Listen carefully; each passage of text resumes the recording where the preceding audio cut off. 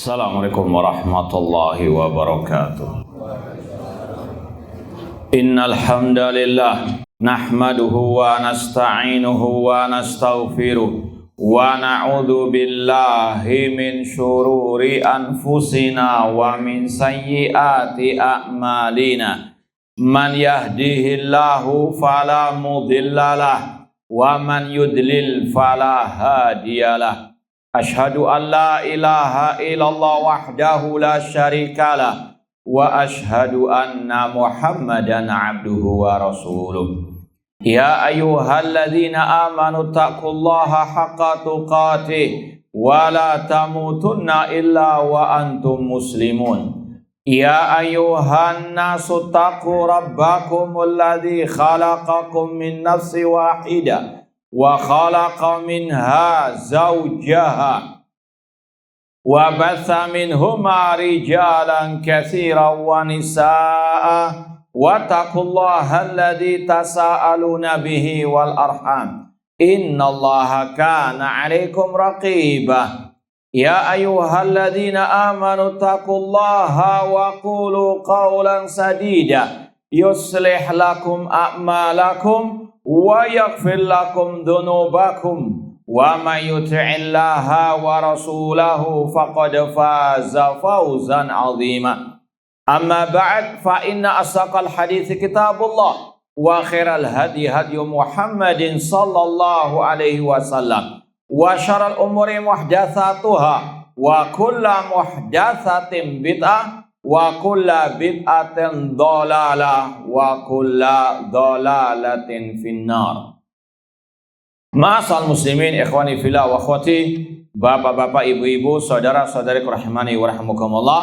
Alhamdulillah, segala puji bagi Allah Subhanahu wa taala yang mempertemukan kita kembali dalam kajian kitab Al-Aqidah Al-Wasithiyah oleh Syekhul Islam Ibnu Taimiyah rahimahullah dengan syarah atau penjelasan dari Fadilatul Syekh Ad-Doktor Shalih bin Fauzan Al-Fauzan hafidallahu ta'ala. Semoga Allah subhanahu wa ta'ala senantiasa memberikan kepada kita keistiqomahan dalam belajar akidah salaf dan berpegang teguh dengannya sampai akhir hayat kita nanti. Sekarang kita sampai pada poin kelima dari pertengahan Ahlus Sunnah wal Jamaah di antara kelompok-kelompok sesat kaum muslimin. Khamisan, atau sebelumnya kita baca dulu ucapan Syekhul Islam Ibnu Taimiyah rahimahullah yang berkaitan dengan bab ini, ya sekedar murojaah sedikit.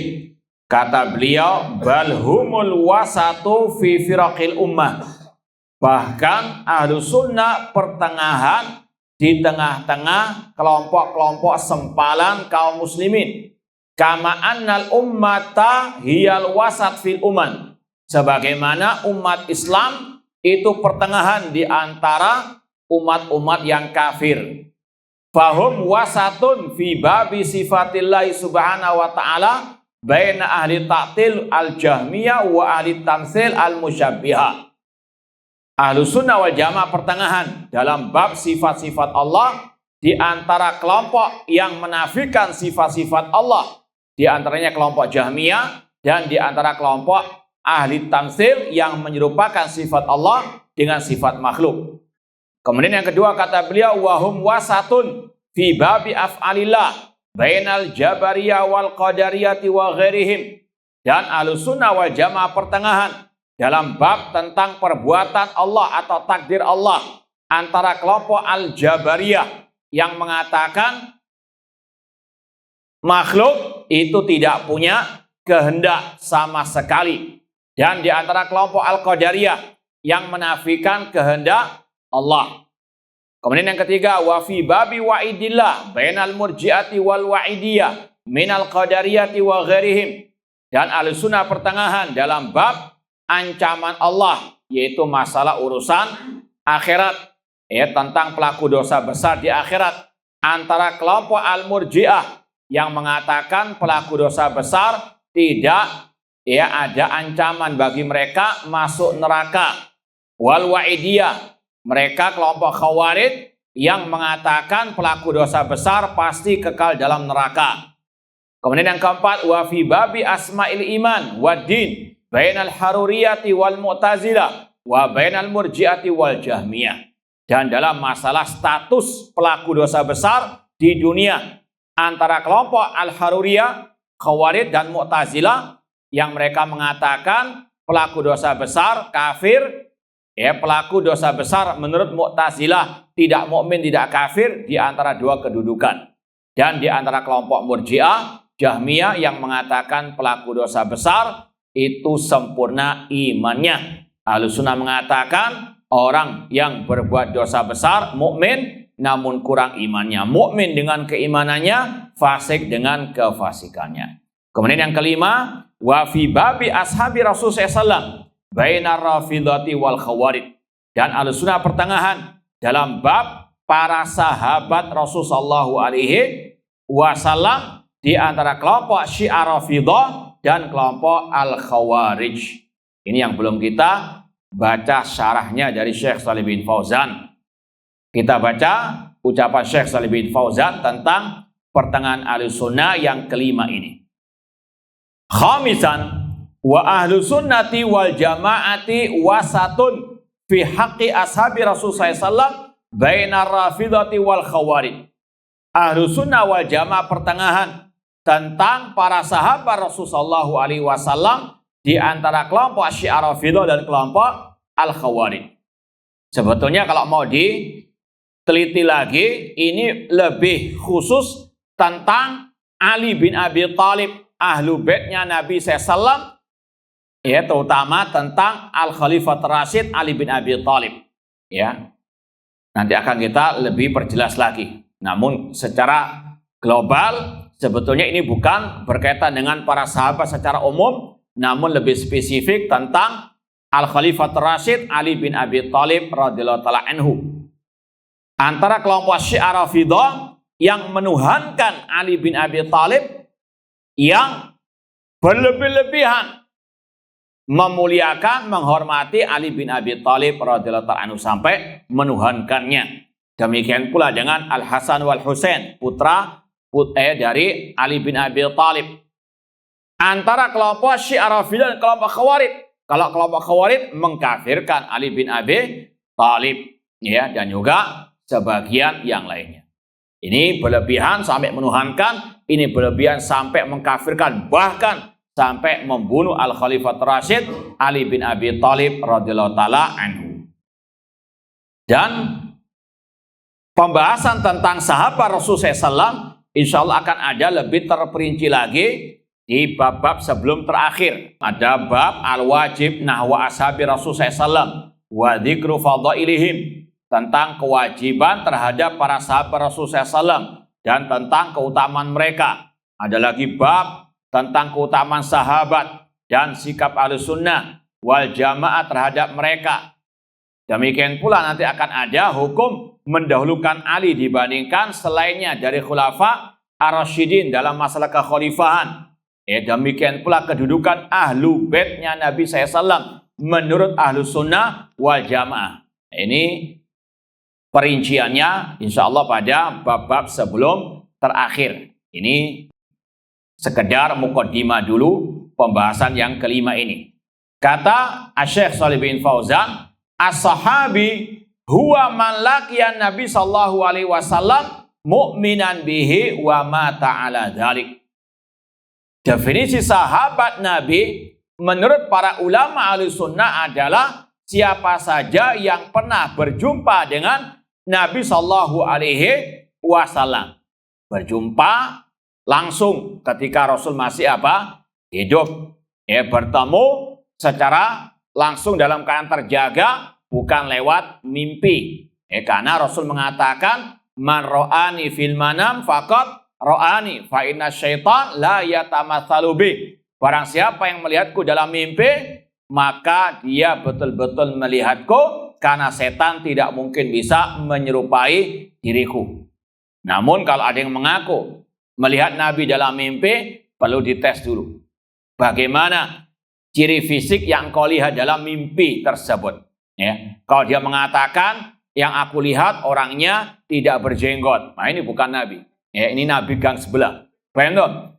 Ya, karena Nabi SAW itu berjenggot. Ya, Rasul SAW ketika berwudu menyela-nyela jenggot beliau. Ya, intinya tidak semua yang mengaku mimpi ketemu Nabi bisa dibenarkan. Yang pertama dilihat dari sisi ciri-ciri fisik beliau, dicocokkan dengan yang dilihat kalau betul. Yang kedua, ya, kalau dia mengatakan iya saya diberi wasiat Rasul untuk mengamalkan zikir-zikir itu yang tidak pernah dalam hadis yang Rasul sampaikan, ya, dalam kitab-kitab as-sunnah, maka ini dusta, karena Islam sudah apa? Sempurna, nggak mungkin ada yang ketinggalan.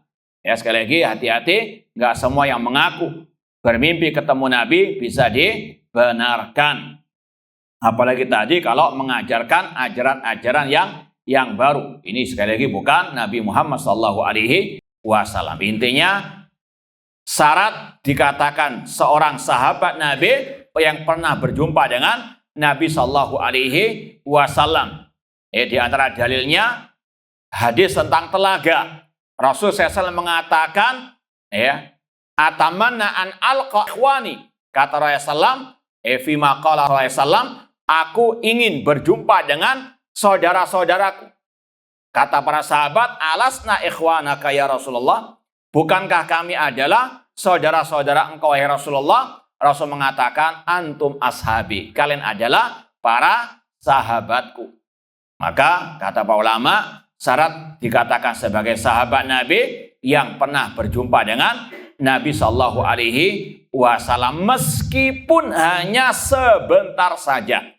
Misalnya membayat Rasul untuk masuk Islam, kemudian langsung pulang ke kampung halamannya yang mungkin jauh, nggak bertemu lagi dengan Nabi SAW. Maka kalau dia mati dalam keimanan, itulah namanya sahabat Nabi SAW. Syarat yang kedua, mukminan bihi, beriman dengannya, wa ma ta'ala dzalik, dan meninggal di atas keimanan. Itu 3 syarat seorang dikatakan sahabat Nabi SAW. Yang pertama berjumpa dengan Nabi, yang kedua apa? Nah, beriman dengan Nabi dan meninggal di atas keimanan. Dan dalam beberapa kajian, bahkan terakhir hari Kamis yang lalu kita sudah sampaikan di pengajian yang hari Kamis tentang syubhat ahli bid'ah yang menyimpangkan definisi sahabat Nabi SAW.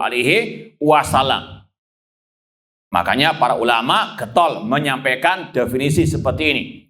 Dan ini sudah disampaikan juga oleh Imam An-Nawawi, Asy-Syafi'i, Ibnu Hajar Asqalani rahimahullahu ta'ala, dan yang lainnya. Karena di luar sana ada definisi-definisi tentang sahabat Nabi yang sesat menyesatkan. Di antaranya yang disampaikan oleh tokohnya Hizbut Tahrir, Taqiyuddin Nabhani, yang mengatakan syarat orang itu dikatakan sahabat Nabi kalau berjumpa, bermajlis dengan Nabi setahun atau 2 tahun, pernah berperang sekali atau 2 kali. Ini definisi yang bid'ah kata para ulama. Rasul SAW tadi, antum ashabi, tidak mensyaratkan harus tahun 2 tahun. Bahkan Imam Ahmad rahimahullah dalam kitab Usul Sunnah mengatakan, man sahibahu sanatan au syahron au yauman au sa'atan fahuwa min ashabihi. Barang siapa yang berjumpa menemani Nabi SAW setahun atau sebulan atau sehari atau sesaat saja, maka dia termasuk sahabat Nabi SAW.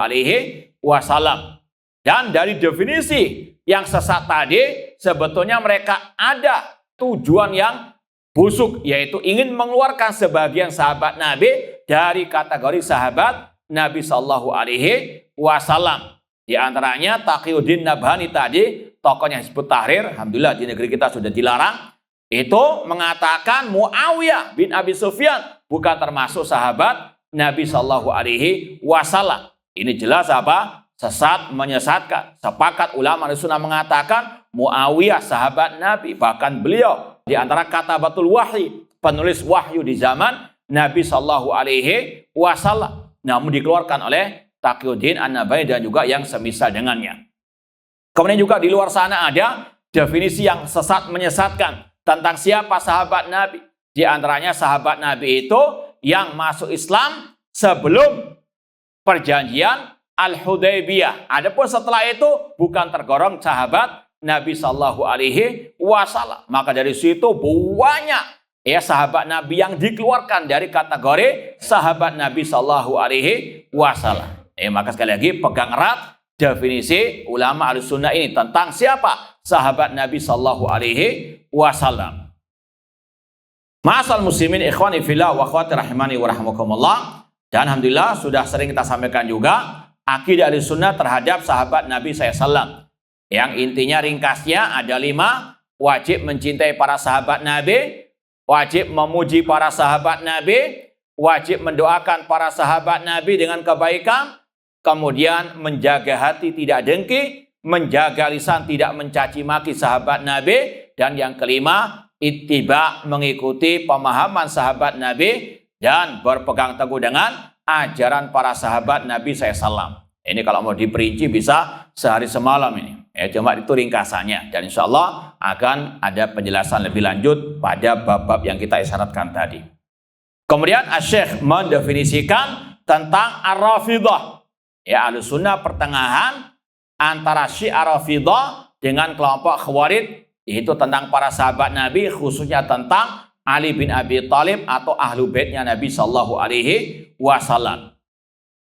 War-Rafidhah, kata-kata Ar-Rafidhah ismun ma'khudun minar rafad wa huwa tarak. Secara bahasa kata-kata Ar-Rafidhah, Syiah Rafidhah, Rafidhah itu diambil dari bahasa Ar-Rafad, rafadha yarfudu, rafdon taraka yatruku tarkan, meninggalkan atau menolak.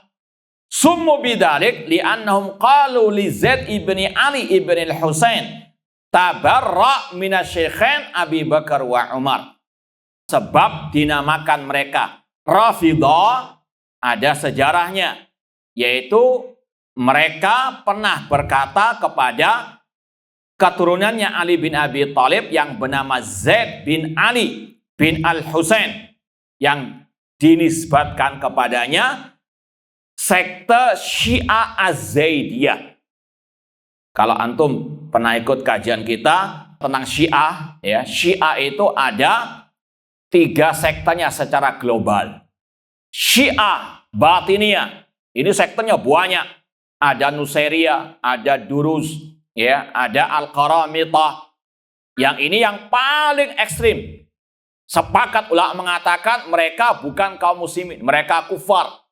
Di antaranya dulu yang pernah menguasai Mesir, Syiah Fatimiyah, atau mereka punya namanya Daulah Fatimiyah, Syiah Batiniyah Fatimiyah. Dan kata para ulama, Syiah Fatimiyah inilah yang pertama kali mengadakan acara peringatan Maulid Nabi Shallallahu Alaihi Wasallam.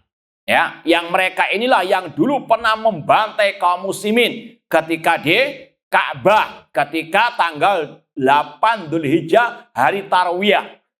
Di bawah panglimanya Abu Thahir alias Abu Najis, kata Ibnu Katsir. Ini sekitar abad 4 Hijriah. Terjadinya kejadian tersebut. Dan di antara para ulama yang mengatakan pertama kali yang mengadakan Maulid Nabi adalah Syiah Fatimiyah, Imam At-Tibrizi rahimahullah ta'ala dari ulama Asy-Syafi'iyah. Bahkan tokoh mereka sendiri mengakui yang pertama kali mengadakan peringatan Maulid Nabi SAW adalah Syiah Batiniyah Fatimiyah di Mesir. Kalau para sahabat tidak ada, para tabi'in tidak ada, tabi'ut tabi'in, imam yang tidak ada yang merayakan peringatan Maulid Nabi SAW tersebut. Maka silakan pilih mau ikut siapa, sahabat, tabi'in, tabi'un, 4 imam mazhab atau Syiah Fatimiyah. Ikut yang mana? Baik. Kemudian yang kedua dari sekte Syiah adalah Rafidhah. Sebagian mengatakan mereka telah keluar dari al-Islam. Sebagian mengatakan tidak, perlu perincian. Kemudian yang ketiga baru Syiah Zaidiyah. Ini dari sisi parahnya level kesesatan mereka. Yang paling sesat Syiah Batiniyah dengan berbagai sektenya. Di antaranya Presiden Syria Bashar Assad qatalahullah, itu penganut sekte Syiah Batiniyah Nusairiyah. Dahulu pernah Syekh Ali bin Hasan Al-Halabi Al-Athari ditanya, apakah boleh mengkafirkan Bashar Asad, kata beliau tidak usah dikafirkan karena dia sudah kafir. Entong? Nah, ini sepakat Syiah Batiniyah kufar. Ya, kemudian yang kedua yang lebih ringan dari Syiah Batiniyah namun tetap kafir. Sebagian ulama berpendapat demikian, Syiah Rafidhah, baru Syiah apa? Zaidiyah. Mereka ahli bid'ah, cuma apa? Tidak sampai kepada kekafiran. Ini dinamakan Syiah Zaidiyah nisbat kepada Zaid bin Ali bin Al-Husain. Ya. Pernah Syiah Rafidhah mengatakan, atau Syiah yang tadi dikatakan Rafidhah, itu kenapa dinamakan Rafidhah? Ini sejarahnya. Mereka dulu pernah berkata kepada Zaid bin Ali bin Al-Husain, keturunannya Ali dari Al-Husain, tabarra minasyekhin, berlepas dirilah dirimu dari dua syekh, yaitu Abu Bakar wa Umar radhiyallahu taala anhuma. Fa'aba wa qala ma'adzallah. Zaid bin Ali bin Al-Husain tidak mau berlepas daripada Abu Bakar wa Umar, tidak mau mencaci maki mereka, tidak mau membenci mereka berdua, ma'adzallah, bahkan mengatakan a'udzubillah. Farafadu, maka orang-orang yang meminta kepada Zaid tadi untuk berlepas dari dua Syekh Khalifah Abu Bakar wa Umar, menolak Zaid bin Ali bin Al-Husain. Maka mereka dinamakan apa? Rafidhah. Ini salah satu pendapat ulama. Kenapa dinamakan Rafidhah? Karena mereka menolak Zaid bin Ali bin Al-Husain. Atau mungkin bisa dikatakan juga karena Zaid tidak mau mengikuti permintaan mereka, maka mereka pun dinamakan apa? Rafidhah.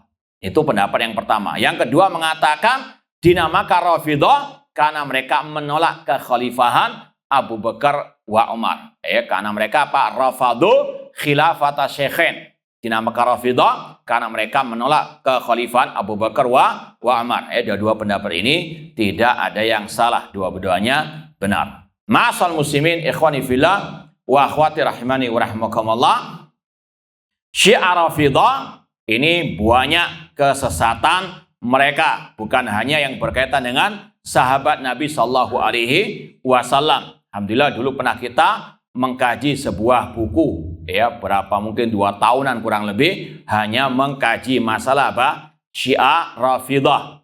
Mungkin kalau ada rekamannya bisa dilihat lagi atau didengarkan lagi. Kesesatannya, kesyirikannya, kekufurannya sangat banyak. Syiah Rafidhah gudangnya kesyirikan, kekufuran, kemunafikan, kesesatan. Yang mau kulaan kesesatan ada pada apa? Syiah Rafidhah qatalahumullah. Di antaranya mereka menuduh Allah itu jahil sebelum terjadinya sesuatu dengan akidah mereka, aqidatul bada'. Aqidatul bada' maknanya Allah tidak tahu sesuatu sampai terjadi sesuatu itu. Demikian pula mereka menuduh Al-Quran itu sudah apa? Tidak murni lagi, tidak lengkap.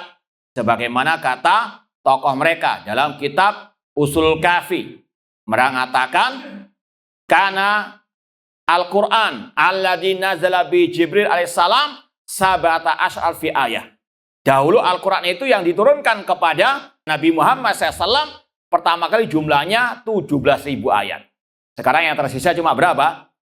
6.000 kata mereka, atau 6.000 sekian. Intinya 2/3-nya sudah. Ini tuduhan keji kepada kitab suci kaum muslim. Makanya banyak ulama mengeluarkan mereka dari Islam. Di antaranya juga mereka mengkafirkan semua para sahabat kecuali sebagian kecil saja. Dan itu juga tercantum dalam kitab mereka tadi. Usul Kafi mengatakan kana nasu ahla ridda ba'da wafati Rasul SAW. Manusia semuanya murtad sepeninggal Rasul kecuali 3. Salman, Abu Dzar, dan Al-Miqdad. Demikian pula di antara kekufuran mereka, mereka berlebih-lebihan terhadap ahlu baitnya Nabi SAW atau imam mereka. Dan ini yang pembahasan dikatakan oleh Syekhul Islam Ibnu Taimiyah rahimallahu ta'ala. Bahkan tokoh mereka di abad ini Al-Khumaini laknatullah alaih dalam kitabnya Al-Hukumah Islamiyah mengatakan wa min darurati madhabina anna li a'immatina maqaman la yablughu malakun muqarrabun wala nabiyyun mursal. di antara akidah kami yaitu Syiah Rafidhah, kami memiliki imam-imam yang kedudukannya tidak bisa digapai oleh malaikat yang dekat atau oleh Rasul yang diutus oleh Allah Subhanahu wa Ta'ala. Bahkan dalam kitab yang lainnya dia mengatakan, kalau terjemahan bebasnya, Nabi Muhammad itu biang kerok perpecahan umat. Kenapa demikian? Karena beliau tidak menunjuk langsung siapa khalifah sepeninggal beliau. Kenapa kok nggak ditunjuk Ali sebagai khalifah? Ini kedustaan dan juga kekufuran Al-Khomeini. Sekali lagi, laknatullahi alaih. Makanya yang mendukung dia ketika revolusi dulu luar biasa, sesat dan menyesatkannya. Ini ucapan-ucapan kufur Syiah Rafidhah yang harus terus disampaikan kepada umat agar mereka tidak tertipu dengan makar-makar Syiah Rafidhah qatalahumullah. Wa Rafidhah ismun ma'khudun minar rafdi wa huwa tarak. Ini sudah kita sampaikan tadi. Wa madhhabum fi sahabati Rasul sallallahu annahum ghalau fi Ali. Kata Syekh, mazhab mereka tentang para sahabat Nabi SAW, mereka ini berlebih-lebihan terhadap Ali. Makanya sebetulnya yang lebih spesifik, lebih khusus sebetulnya pembahasan ini tentang Ali bin Abi Thalib. Kalau tentang sahabat Rasul kebalikannya. Mereka mengkafirkan tadi para sahabat Rasul sallallahu alaihi wasallam. Namun terhadap Ali berbeda, menuhankan Ali bin Abi Thalib. Bahkan dalam sejarah pertama mereka muncul yang dipelopori oleh Abdullah bin Sabah al-Yahudi. Pertama kali muncul Abdullah bin Sabah al-Yahudi, pendiri Syiah Rafidhah. Dia mengatakan, anta huwa, engkau wahai Ali adalah dia. Maksudnya engkau adalah Rabbul Alamin, adalah Al-Ma'bud. Sampai Ali bin Abi Thalib pun apa? Membuat parit, dinyalakan api di dalamnya, dibakar para pengikut Abdullah bin Sabah al-Yahudi, namun dia bisa menyelamatkan diri. Intinya sekali lagi, Syiah Rafidhah sangat amat menuhankan Ahlul Bait.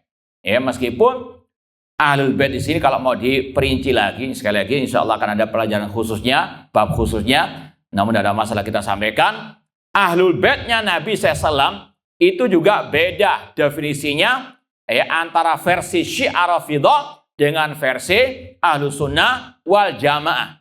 Kalau versi Syiah Rafidhah Ahlul Bait itu hanya 4 orang saja. Ali, Fatimah, Hasan, dan Husain dan keturunan mereka.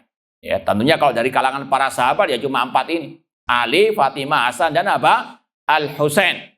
Kalau versi Ahlus Sunnah tidak. Lebih luas dari itu. Kata para ulama Ahlul Baitnya Nabi SAW, man tahrum alaihimus sadaqah. Mereka adalah orang-orang yang diharamkan sedekah. Artinya tidak boleh menerima sedekah ataupun zakat. Wahum azwajuhu wa dzurriyyatuhu. Dan mereka adalah istri-istri Nabi dan anak-anak Nabi dan juga kullu muslimin wa muslimatin min sulalati Abdul Muttalib.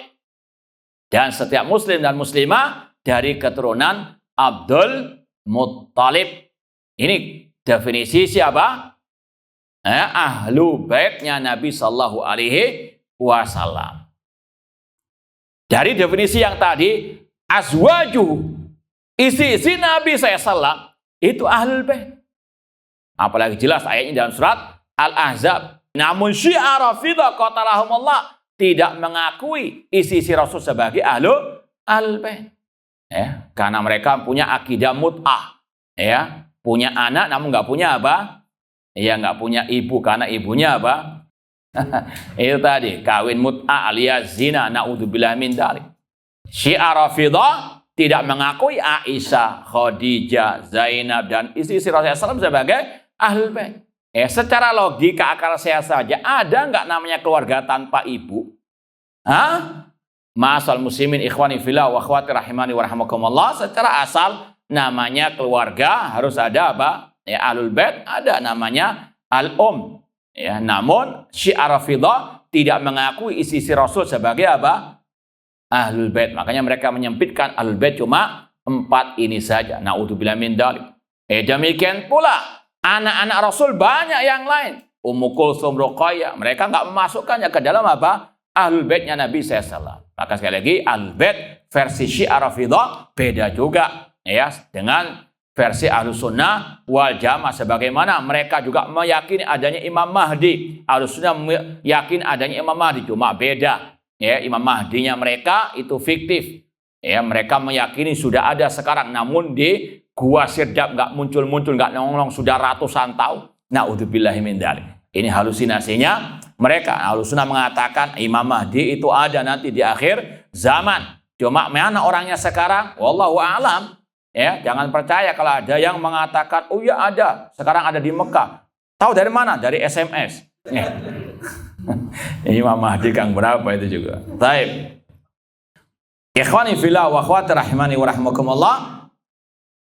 Kata Syekh, madhabun fi sahabati Rasulullah annam ghalau fi Ali radhiyallahu anhu.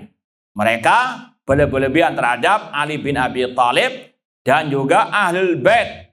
Wa faddaluhum ala ghairihim, dan mereka mengutamakan Ahlul Baitnya Nabi dibandingkan selain mereka.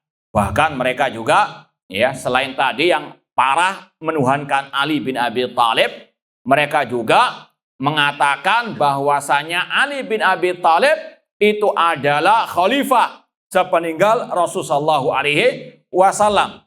Sebetulnya yang menjadi khalifah adalah Ali, namun dirampas oleh Abu Bakar wa Umar. Na'udzubillahi min dzalik. Ini tuduhan dusta kepada semua para sahabat Rasulullah SAW, dan juga tuduhan dusta kepada Ali bin Abi Thalib. Ali bin Abi Thalib saja membaiat Abu Bakar wa Umar.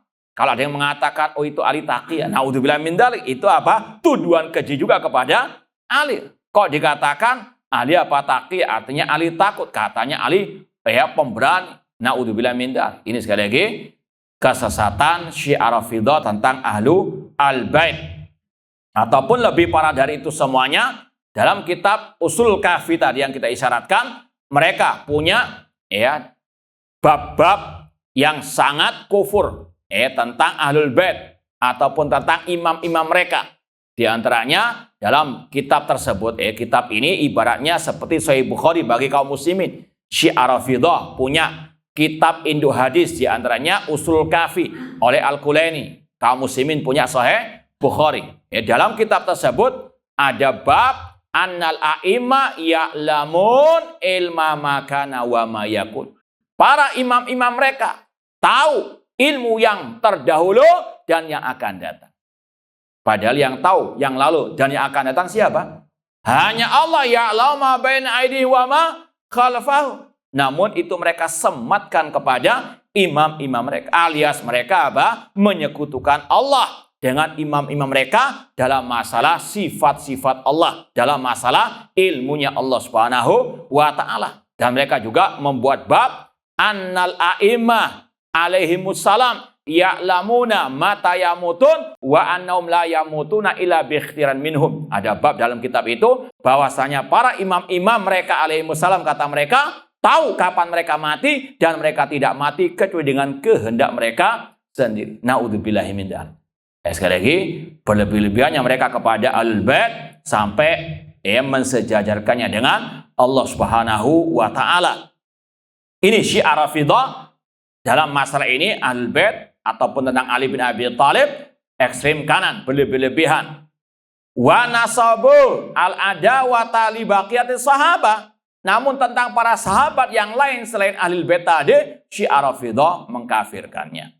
Ya, sebagaimana yang sudah kita sampaikan tadi dari ucapan Al-Kulaini dalam kitabnya Usul Kafi, semua para sahabat mereka tuduh murtad.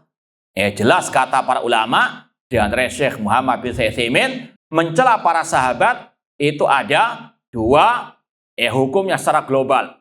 Kalau mencaci maki para sahabat secara mutlak, semua para sahabat itu misalnya jelek, semua sahabat itu sesat bahkan murtad tadi, maka ini hukumnya kufur akbar. Makanya para ulama ketika ditanya tentang Syiah Rafidhah, mereka mengkafirkannya. Di antaranya karena sebab tuduhan mereka terhadap para sahabat Rasulullah SAW. Kalau dikatakan para sahabat semua murtad, bagaimana dengan ayat-ayat Al-Quran yang memuji siapa? Para sahabat. Wasabiqunal awwalun minal muhajirin wal ansar. maka secara otomatis mereka mendustakan ayat-ayat Al-Quran tentang sahabat Nabi SAW yang Allah puji luar biasa. Kemudian kalau yang mencela ya person sahabat, ya misalnya sebagaimana Said Qutb misalnya mencela Muawiyah, ketika Muawiyah berselisih dengan Ali bin Abi Thalib, dia menggunakan ya kecurangannya, kemunafikannya, kedustaannya, maka seperti ini hukumnya bid'ah mubtadi'. Ya sebagaimana yang diucapkan oleh Imam Ahmad rahimahullah, man intaqasa ahadan min ashabi Rasul sallallahu au abghadha bihadatsin kana minhu au dzakara misawi'ahu fahuwa mubtadi'. Barang siapa yang mencela satu saja sahabat Nabi atau membencinya atau dia menyebutkan kejelekan-kejelekannya, maka dia ahli bid'ah. Jadi mencela sahabat ini secara global ada dua hukumnya, bisa keluar dari Islam, bisa apa? Mubtadi'. Maka hati-hati.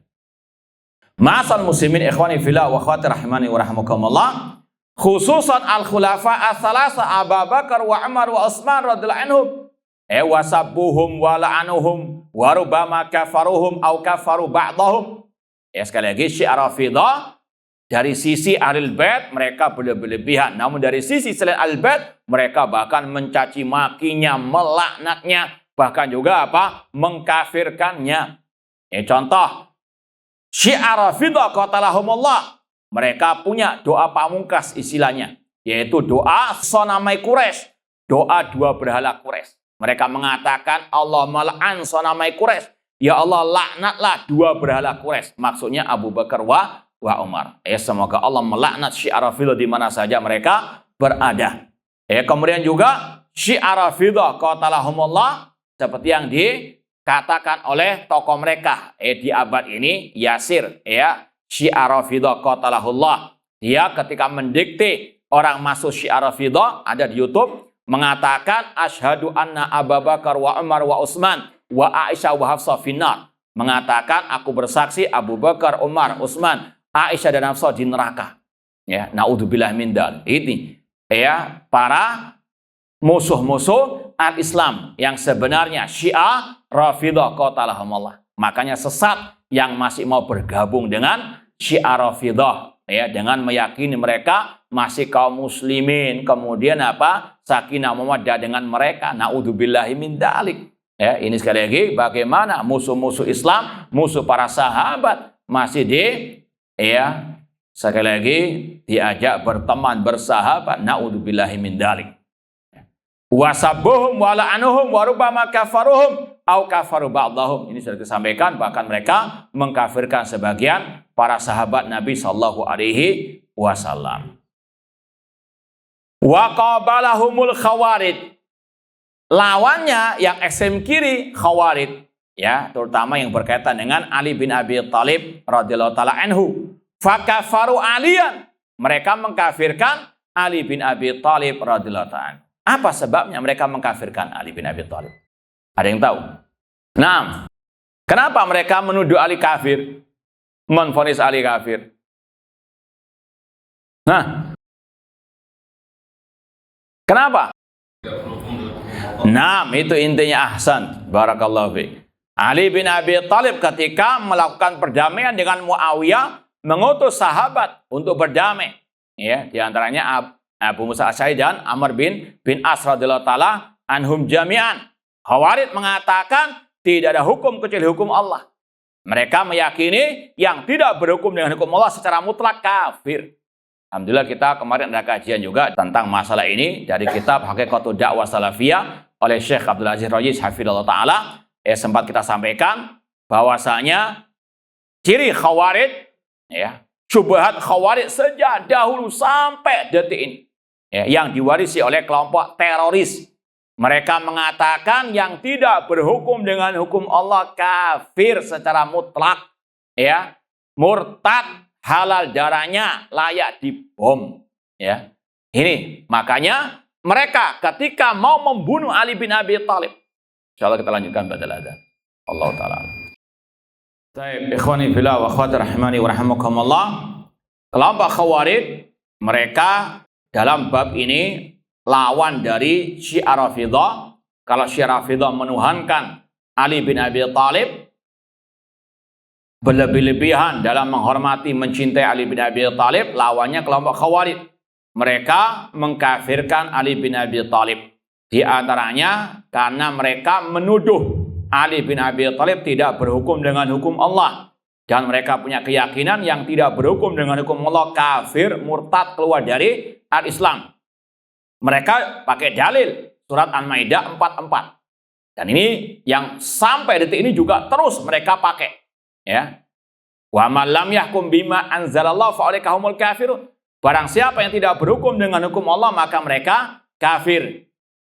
Kata mereka kafir ya sudah, mutlak keluar dari Islam, murtad dari al-Islam. Maka Ali bin Abi Thalib pun apa? Dituduh kafir. Makanya mereka apa? Sampai tega membunuh Ali bin Abi Thalib.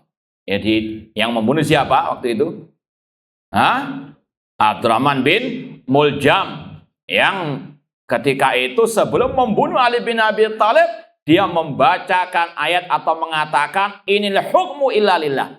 Tidak ada hukum kecil hukum Allah. Ini yang kita sampaikan. Sebab utama mereka menuduh Ali bin Abi Thalib kafir karena menuduh Ali tidak berhukum dengan hukum Allah.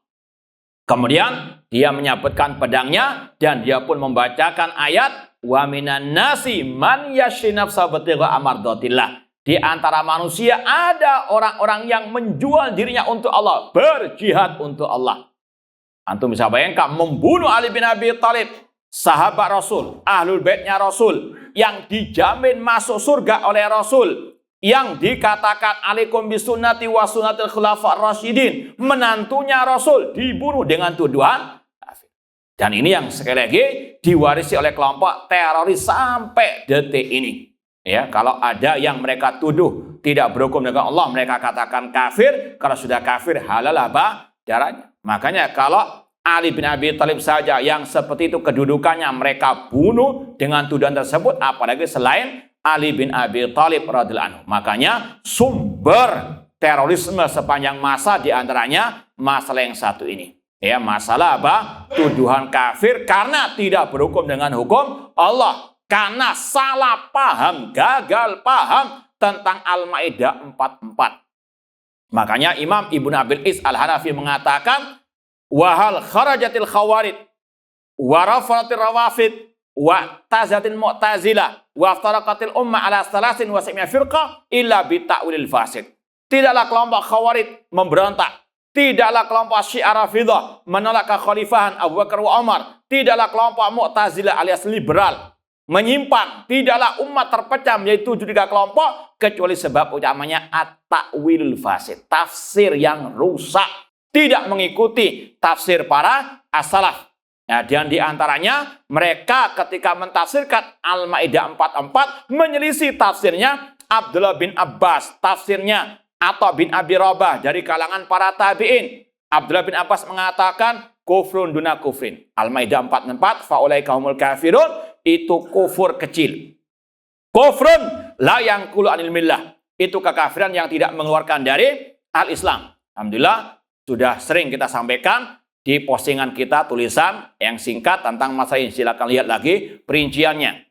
Namun secara ringkas, berhukum dengan selain hukum Allah itu ada perinciannya.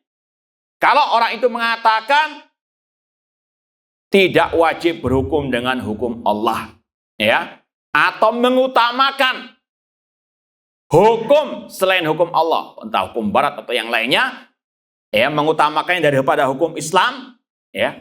Kemudian mengatakan bahkan lebih parah dari itu, hukum barat lebih baik daripada hukum Islam, atau mengatakan hukum Islam sudah kadaluarsa, ya, tidak berlaku lagi di zaman ini.